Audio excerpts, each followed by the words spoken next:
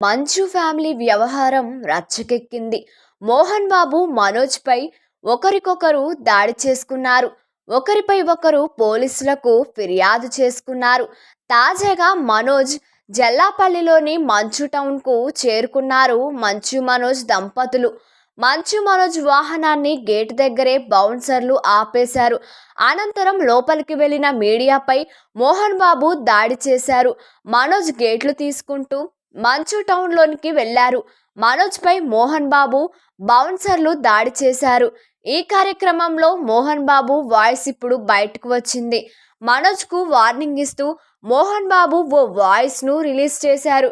ఈ వాయిస్ లో, నా ముగ్గురి పిల్లల్లో నేను నిన్నే గారభంగా పెంచుకున్నాను. నీ భార్య మాటలు విని చెడిపోయావు. మద్యానికి బానిసయ్యావు. రోజు తాగుతూ చెడిపోయావు. ఇంట్లో పని వాళ్లపై దాడి చేస్తున్నావు.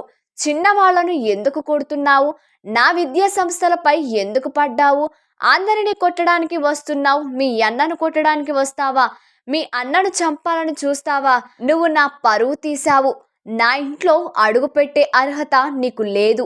ఇది నా డబ్బు, నా కష్టార్జితం. నా ఆస్తులు ఇస్తానా లేక ఎవరికైనా దానం చేస్తానా అన్నది నా ఇష్టం. మద్యం తాగి నేను ఎవరిని కొట్టలేదు.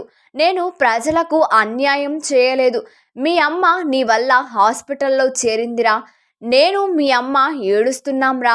నా ఇంట్లోకి చొరబడి నా పర్మిషన్ లేకుండా నా ఇంట్లోకి అడుగు పెట్టలేవు.